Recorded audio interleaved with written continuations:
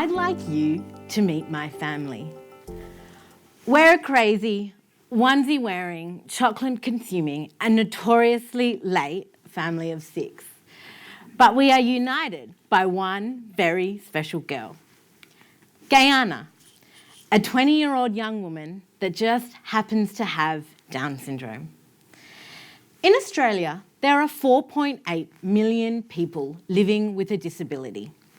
And of those 4.8 million, 27% have employment. That means that 73% of Australians living with a disability right here in Australia are unemployed and therefore welfare dependent. The Australian Disability Support Pension is $444.15 per week. The poverty line is deemed at anything below $400.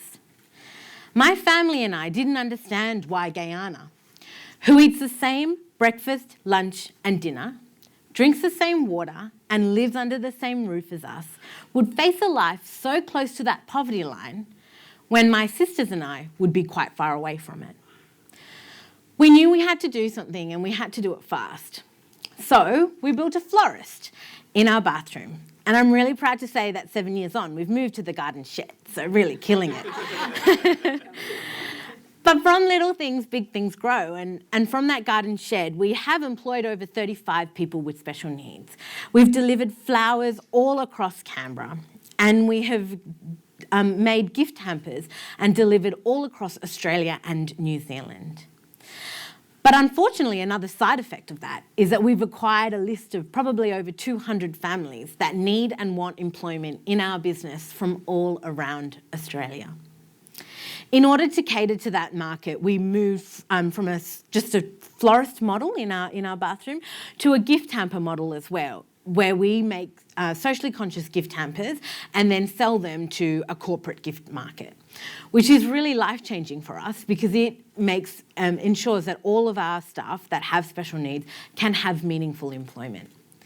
The difference between us and another kind of business is that we pay award wages, because why should Gayana and her friends be paid any less than you or I? We provide them with a safe, compassionate and caring workplace in which they can truly grow. And also, we're now providing millions and millions of we also have the goal of providing millions and millions and millions of other people with the same opportunities, because no one should go without. We've been on this journey making gift hampers, selling flowers for a very long time. In Australia, there are staggering amounts of entrepreneurs, but most notably, there are so many entrepreneurs globally. 585 million people around the globe are entrepreneurs, and a large proportion of them are social enterprises. You see, everyone these days tend to have a side hustle, something that they're doing on the side, something they're working between their 9 to 5, or perhaps they've gone out on their own and they want to make a crack of having their own business. But I find that as a social entrepreneur that's been doing this for 7 years, no one really talks about how hard it is. There's not much in the conversation about how hard actually being a social entrepreneur, but also being in business is. We're all really ramped up to have social change and make a big social difference. We obviously need to eat and drink, and we also have to pay our bills. So what is that side effect, and how can we help in making the world globally support entrepreneurs? Because that definitely seems to be the way of the future. So I'm going to talk to you a little bit about the 5 side effects that I've found personally about being a social entrepreneur. I kind of want to start with a disclaimer though, because I have had the most privileged social entrepreneur journey in the entire world. I have been so lucky to have incredible platforms.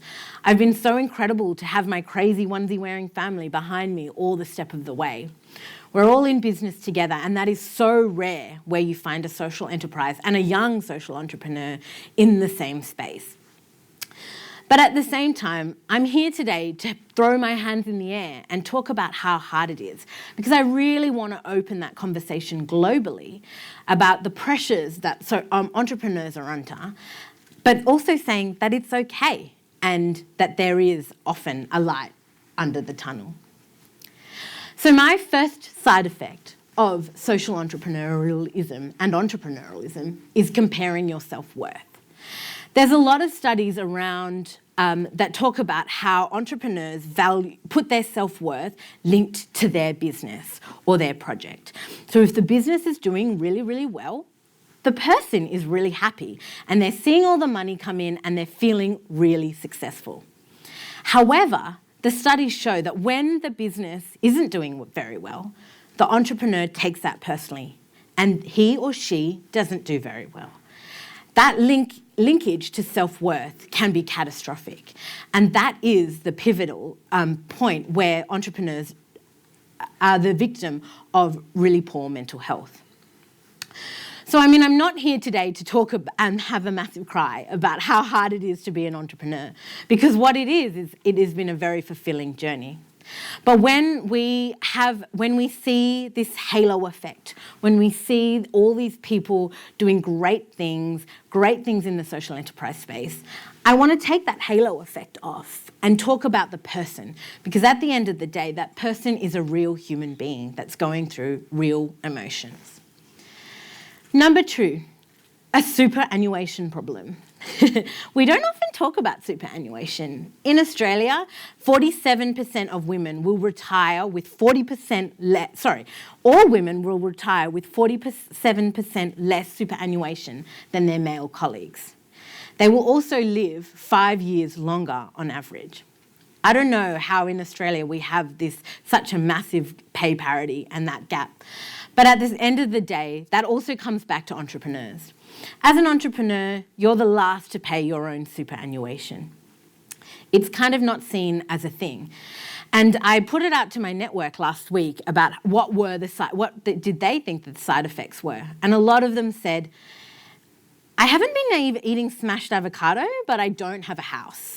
And I think that conversation around how you don't have a house and you have put that on the back burner and superannuation on a back burner is really important, because you feel as an entrepreneur, but mostly in the social space, that you've got to do social good and you've got to have impact all of the time, and you have to do that at the expense of your bank account. Number 3 is failure ain't fatal. One thing that I'll put my hand up and speak about is the